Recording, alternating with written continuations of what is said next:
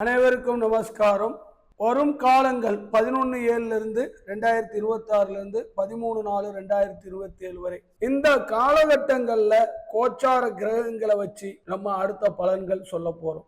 உதாரணத்திற்கு இப்ப கடகத்துல லக்னத்துல இன்னைக்கு இந்த டேட்ல 11ஆம் தேதி லக்னத்துல குரு உட்கார்ந்து இருக்காரு. சனி 9ஆம் இடத்துல இருக்கு, 8ல ராகு இருக்கு. அப்ப சந்திரன் செவ்வாய் 11ல உட்கார்ந்து இருக்காங்க. சுக்கிரன் கேது 2ல இருக்கு. இந்த அமைப்பு உள்ள நாட்கள்ல கோச்சாரப்படி கிரகங்கள் இருக்கிற இடத்துல இருந்து இந்தியாவோட நிலை என்ன? கடக லக்னத்திற்கு இந்தியாவோட நிலை கன்னியா லக்னம்.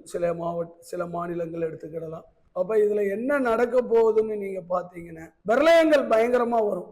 மழை, இடி, மின்னல். ஒரு சில ஏரியாக்கள்ல மழை அதிகமா பெஞ்சு ஆறு வெள்ளம் பெருக்கெடுத்து ஓடும். ஒரு சில பகுதிகளில் வறட்சிகள் பயங்கரமா இருக்கும். அதே மாதிரி மத்திய பிரதேஷ், உத்தரப்பிரதேஷ், அடுத்த ஆந்திரா, தமிழ்நாடு இங்கெல்லாம் மழை வெள்ளங்கள் அதிகமா இருக்கும்.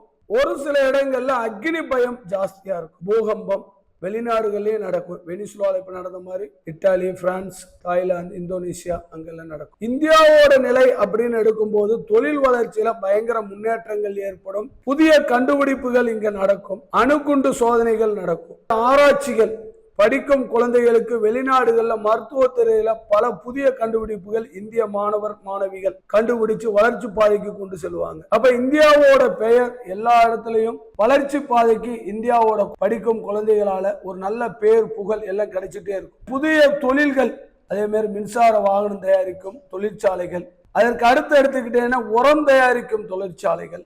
சில இடங்கள்ல தங்கம் பூமியிலிருந்து எடுப்பாங்க. அது உதாரணமா ஆந்திர பிரதேஷ், காஷ்மீர் இந்த ஏரியால கார்பன் இந்த மாதிரி கிடைக்கிறதுக்கு வாய்ப்புகள் இருக்கு. அடுத்து இந்த சனி 5 வருஷம் குரு வீடு, அடுத்து மேஷம். பல லஞ்சம் வாங்காத நீதிபதிங்கிறது இந்த சனி பகவான். அப்ப உட்கார்ந்துருக்கிற இடம் நேர்மையான இடம். குரு வீட்டுல போய் உட்கார்ந்துருக்கார், குரு பார்வையில இருக்கார். இந்த வருடத்துல அரசியலில் உள்ள சில தலைவர்கள் மற்றும் ஊழல்வாதிகள் என சொல்லப்படுபவர்கள், அவர்களுக்கு கடுமையான தண்டனைகள் கிடைக்கும்.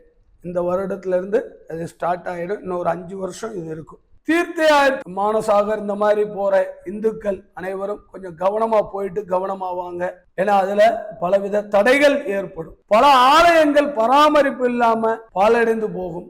மத போதகர்கள் அரசாங்கத்திற்கு எதிராக செயல்படுவாங்க. மத தலைவர்களும் அரசியல்வாதிகளுக்கு நேரடியான மோதல்கள் ஏற்படும். அடுத்து அரசியல் தலைவர்கள் ஒருவர் மரணத்தை ஒப்பான ஒரு சில கண்டங்களை சந்திப்பார். அரசியல் தலைவர்களின் பெயர்களுக்கு களங்கங்கள் ஏற்படுத்துவாங்க. ஏன்னா இந்த சனி குரு வீட்டில் இருக்காருல்ல, அதனால அதுவும் நடக்கும். பழமையான அரசியல் கட்சிகள் பலம் குறைந்து புதிய கட்சிகளுக்கு பலம் கூடும். இன்னொரு புதிய கட்சி இந்த ஏப்ரலுக்குள்ள உருவாகும். அந்த கட்சி அடுத்து வரும் காலங்களில் தமிழ்நாட்டில் பேரும் புகழோடையும் உத்தமமான நேர்மையான அரசியல், நேர்மையான தீர்ப்புகள் எல்லாம் கொடுக்கறதுக்கு கண்டிப்பா வருவாங்க. அந்த கட்சி உருவாகிறது இன்னொரு 3 மாசத்துக்குள்ள. செப்டம்பர் இல்ல அக்டோபர் 28க்கு மேல அந்த கட்சி தன்னோட வளர்ச்சி பாதைக்கு எடுத்து செல்ல ஆரம்பிச்சிடும். மத சம்பந்தப்பட்டமான பிரச்சனைகள் ஏற்படும். அதுலயே நம்ம கேர்ஃபுல்லா இருக்கணும். உலக புகழ்பெற்ற ஒரு மனிதருக்கு மரணத்திற்கு ஈக்குவலான ஒரு கண்டம் நடக்கும். அதே மாதிரி குழந்தைகள் பிறப்பு விகிதம் குறையும். கண் நோய் பயங்கரமா பரவும். ஏன்னா இந்த குரு மாந்தி லக்னத்துல இருக்கிறதெல்லாம் அடுத்து சிம்மத்துக்கு போகும்போது அது ஒரு வைரஸ் மாதிரி இருக்கும். அப்ப இது இளைஞர்களையும் ரொம்ப பாதிக்கும். கணினித்துறை அதுல இருக்கிறவங்க எல்லாம் உங்க உடலுக்கு நல்ல இயற்கையான உணவுகள், நல்ல ஹெல்த்லி ஃபுட்டு எடுத்துக்கோங்க. கஷாயங்கள் குடிச்சுக்கோங்க, சூப்புகள் குடிச்சுக்கோங்க. கீரை சூப்பு, வல்லாரக்கீரை, அதே மாதிரி அரைக்கீரை, கரிசலாங்கண்ணி கீரை, இதெல்லாம் ரொம்ப நல்லது. அதை எடுத்துக்கோங்க. பிரபல ஜோதிடர் மரணம் அடைவார்னு சொல்லி ரிப்போர்ட் வருது. ஏன்னா இது நம்ம எல்லாமே எடுக்கிறது பழைய புத்தகங்களை நம்ம படித்து அதிலிருந்து உருவாக்குனது, அவங்க எழுதி வச்சது, கிரக நிலைகள் இதெல்லாம் பார்த்து தான் சொல்கிறோம். அதனால் கொஞ்சம் ஜோதிடர்கள் இதில் யார் யாருக்கு ஹெல்த் இஷ்யூஸ் இருக்கோ அவங்க கண்டிப்பாக அதற்குண்டான மருத்துவங்களை எடுத்துக்கோங்க. அது ரொம்ப நல்லது. மூணாவது, இந்த ராகு கும்பத்தில் இருக்காரு. அவர் மகரத்துக்கு போவார். அப்ப இவர் மகரத்துக்கு போகும்போது வேலையில்லா திண்டாட்டம் அதிகமாகும். அது நவம்பருக்கு மேல. அடுத்து தொழில்துறையில பல மோசடிகள் ஏற்படும். நவம்பருக்கு மேல பெரும்பாலான இடங்களில் வறட்சி காணப்படும். அடுத்து விண்வெளியிலையும் இந்திய வம்சாவளியினர் மற்றும் இந்திய இளம் விஞ்ஞானிகள் பல சாதனைகளை செய்வாங்க.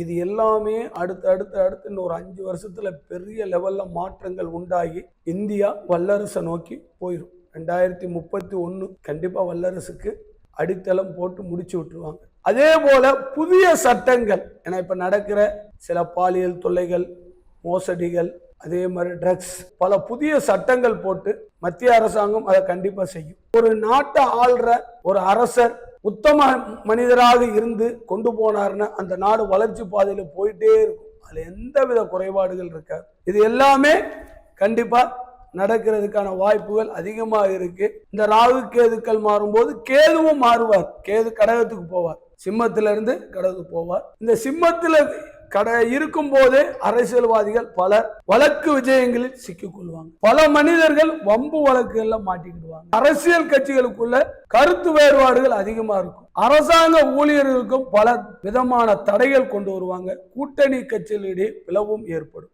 அரசியல் அல்லது பொது வாழ்க்கையில் ஈடுபடும் பிரபலமடைந்த பெண்மணி ஒருவர் வம்பு வழக்கில் சிக்கிக்கொள்வார். நீர் பங்கீடு சம்பந்தப்பட்ட வழக்கு முக்கியத்துவம் பெறும். சில குளிர்பானங்கள், மதுபானங்களுக்கு தடைகள் விதிக்கப்படும். ஒரு சில மருத்துவ பொருட்களுக்கு தடை விதிக்கப்படும். மனம் நோயாளிகள் கொஞ்சம் அதிகமாவாங்க. என குரு மாந்தி கேது சம்பந்தப்படும் போது மனக்குழப்பங்கள், இது சனியை பார்க்கிறோம், உன்மத்த தோஷம்னு பேர். அப்ப அந்த உன்மத்த தோஷம் வரும்போது மனக்கிளேசம், மனநோய்கள் அதிகமா இருக்கும். உங்க குடும்பத்துல என்னென்ன பொறுப்புகள் இருக்கோ அதை கண்டிப்பா நீங்க செஞ்சுட்டு வாங்க. உங்க குடும்பத்தோட, பிள்ளைகளோட ஒரு அந்யோன்யத்தை ஏற்படுத்தி உங்களோட டைமை ஸ்பெண்ட் பண்ணுங்க. அப்ப அந்த குழந்தைகளை நல்வழிப்படுத்தி நம்ம கொண்டு வரதுக்கு ஒரு வாய்ப்பு கிடைக்கும். இந்த மாதிரி நேரங்கள்ல தண்ணீர் சத்து குறையாம உடம்ப பார்த்துக்கோங்க. அடுத்து வர்ற காலகட்டங்கள் இந்தியா வளர்ச்சியில் இருக்கும். அதனால தவறு செய்யறவங்க திருத்தி கொள்ளுங்கள். அதுதான் உங்க குடும்பத்துக்கும் வருங்கால சந்ததிகளுக்கும் ரொம்ப நல்லது. வாழ்க வளமுடன். அடுத்த வீடியோவில் சந்திப்போம்.